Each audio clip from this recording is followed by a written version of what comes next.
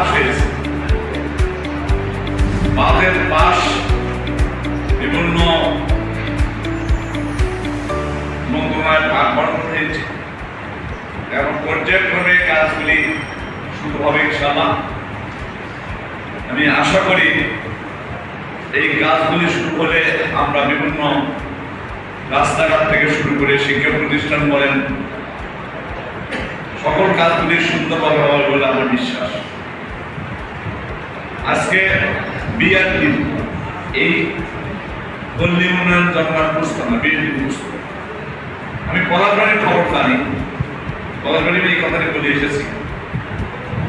কিছু ব্যক্তির কাছে এরা জিম্মি ছিল, চেয়ারম্যান, এর কমিটির চেয়ারম্যান থেকে শুরু করে লোক কাকে দিচ্ছে, কাজ কাজতে আদায় করছে না কি করছে।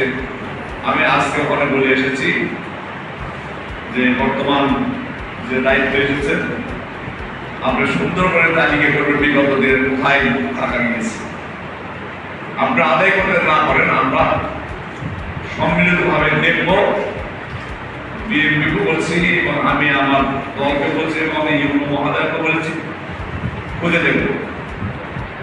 দেশের টাকা, জনগণের টাকা, কোটি কয়েক ব্যক্তির পকেটে থাকবে না। যে লক্ষ্যবস্তু সামনে নিয়ে বর্তমান সরকার, যদি গ্রামের উন্নয়ন হয় তাহলে দেশের উন্নয়ন হবে। গ্রামের উন্নয়ন করতে গেলে অত দরিদ্র যারা আছেন তাদের মাঝে ছোট ছোট সমিতি করে